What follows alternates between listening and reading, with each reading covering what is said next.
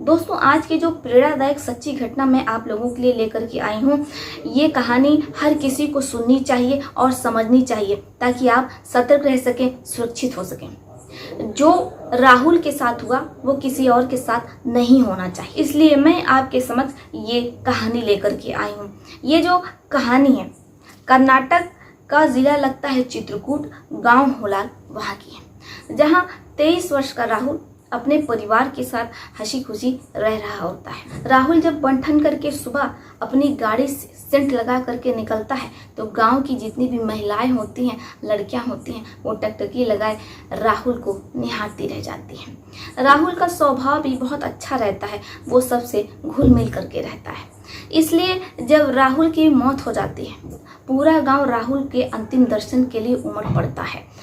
अब जो राहुल रहता है वो नई पीढ़ी का रहता है, नई उम्र रहती है, लेकिन कहते हैं कि इस उम्र में इंसान का बहकना स्वाभाविक है। लेकिन राहुल जो कि कुछ ज़्यादा ही बहक जाता है और ऐसी दिशा में चला जाता है कि उसका जीवन ही समाप्त हो जाता है।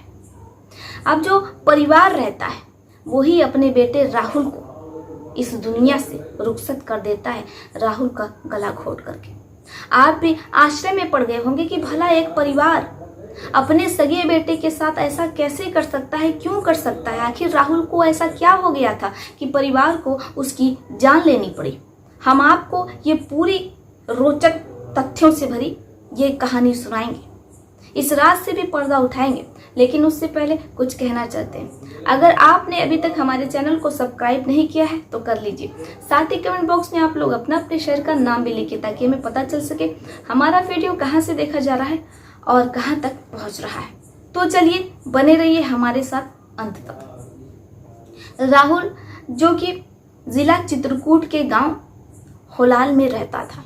ये कहानी कर्नाटक की है। राहुल जिसके पिता किसान रहते हैं, ऐसे में उसके पास किसी चीज़ की कोई कमी नहीं रहती, सब कुछ बहुत अच्छा चल रहा होता है। राहुल जिसके पास कई मोबाइल रहते हैं और इन सभी मोबाइल में कोई भी ऐसा चैटिंग ऐप नहीं था जो राहुल के मोबाइल में ना हो। राहुल दिन भर महिलाओं से बातचीत किया करता था, यहाँ तक तो सब कुछ ठीक रहता है।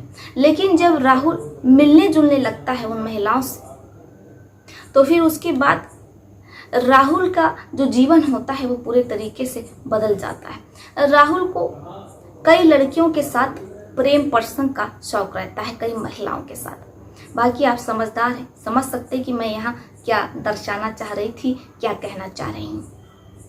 अब ऐसे ही राहुल के जीवन में सब कुछ कुशल मंगल बढ़िया चल रहा होता है, मौज चल रही होती है। लेकिन एक दिन राहुल जब गांव के बाहर जा रहा होता है तभी बारिश की वजह से उसका एक्सीडेंट हो जाता है।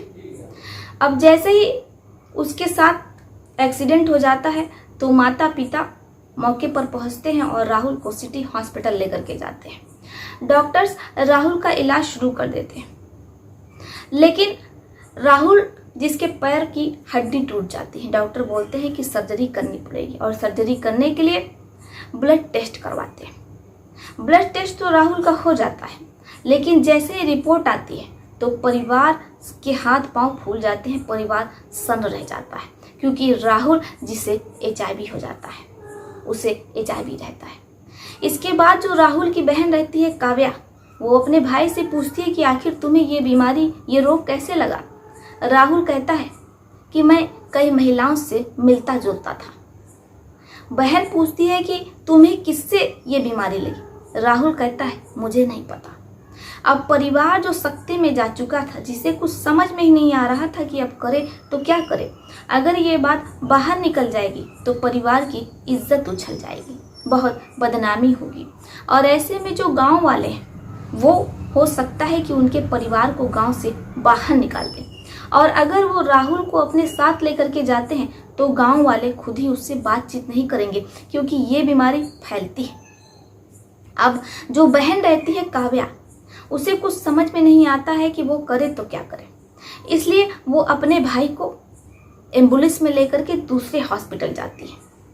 अब जैसे ही बीच रास्ते में एम्बुलेंस पहुंचती है तो एम्बुलेंस गांव वापस लौट जाती है, क्योंकि राहुल जिसकी एम्बुलेंस में ही अचानक मौत हो जाती है। अब ऐसे आकस्मिक मौत से जो माता पिता रहते हैं वो टूट जाते हैं और पूरा गांव उमड़ पड़ता है जब उन्हें पता चलता है कि राहुल जो अब इस दुनिया में नहीं रहा। उन्हें विश्वास ही नहीं होता है। अब जो परिवार रहता है वो आनंद फानन में बहुत जल्दी में राहुल का अंतिम संस्कार कर देता है। लेकिन पूरे गांव में ये बात फैल जाती है क्योंकि राहुल के गले पर एक काला निशान रहता है। अब गांव वाले चर्चा कर रहे होते हैं कि आखिर अगर राहुल की आकस्मिक मौत थी तो फिर राहुल के गले पर जो निशान था वो कैसा था। अब चर्चा इतनी तेज होती है कि पुलिस के कानों तक पहुंच जाती है। अब पुलिस आती है, गांव वाले से पूछताछ करती है, तो जो गांव वाले रहते हैं वो अपनी शंका पुलिस वालों को बताते हैं।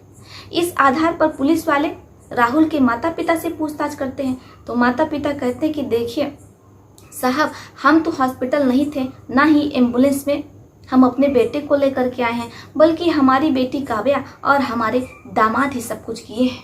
वही लोग हमारे बेटे को हॉस्पिटल लेकर के गए और जब उसे वहां से आराम नहीं हुआ तो वो दूसरे हॉस्पिटल उसे ले जा रहे थे। लेकिन बीच रास्ते में ही विकास इस दुनिया से चला जाता है। अब जो पुलिस वाले रहते हैं वो गांव वाले से पूछताछ करते हैं तो गांव वाले मोबाइल में फोटो दिखा देते हैं। अब जो पुलिस का शक रहता है वो और गहरा जाता है। पुलिस फोटो अपने मोबाइल में ले लेती है और उसी आधार पर वो काव्या को थाने बुलाती है, काव्या से पूछताछ करती है। शुरू में तो काव्या पुलिस को घुमाने की कोशिश करती है, लेकिन जैसे ही पुलिस वाले उसे उसके भाई की फोटो दिखाते हैं और पूछते हैं कि आखिर उसके गले पर ये कैसा निशान है, तो बहन टूट जाती है। वो पुलिस वालों को जब सच बताना शुरू करती है तो पुलिस वालों को यकीन ही नहीं होता है कि एक बहन अपने भाई के साथ ऐसा कर सकती है। काव्या कहती है कि हमारे पास कोई रास्ता नहीं था, इसलिए हम बहका करके राहुल को अपने साथ लेकर के गए और जैसे ही बीच रास्ते में एम्बुलेंस पहुंची तो मैंने अपने दुपट्टे से अपने पति के साथ मिलकर के अपने भाई का गला घोट दिया। वैसे भी उसे ये रोग था, इसलिए अगर किसी को पता चल जाता तो फिर हमारे परिवार की बहुत बेइज्जती होती, इसलिए मुझे ये फैसला करना पड़ा। मैंने अपने पति से कहा, पति हमारे हामी भर दिए। इसके बाद हम दोनों ने मिलकर ये सारी चीज़ों को अंजाम दिया है। अब जैसे ही राहुल के जो माता पिता रहते हैं वो सुनते हैं तो उनकी आंखें भर आती हैं। अब इस बुढ़ापे में, उम्र के इस पड़ाव में वो अपने बेटे को खो चुके हैं और उनकी बेटी और दामाद जेल में सलाखों के पीछे अपने जुर्म की सजा काट रहे हैं। बूढ़े माता पिता जो अपनी बेटी से पूछ रहे होते हैं कि आखिर तुम्हें ये अधिकार किसने दिया कि तुम मेरे बेटे राहुल के साथ ऐसा करो, क्योंकि माता पिता जिन्हें इस बारे में कुछ भी पता नहीं रहता है कि उनकी अपनी ही बेटी, उनका अपना दामाद उनके पीठ पीछे कुछ ऐसा कर जाएगा कि उनका बेटा ही उनसे छिन जाएगा। क्या काव्या और उसके पति ने जो कुछ भी किया वो सही था? अगर आप काव्या और उसके पति की जगह होते तो क्या करते? क्या राहुल की जान बचाई जा सकती थी? राहुल के साथ अन्याय हुआ।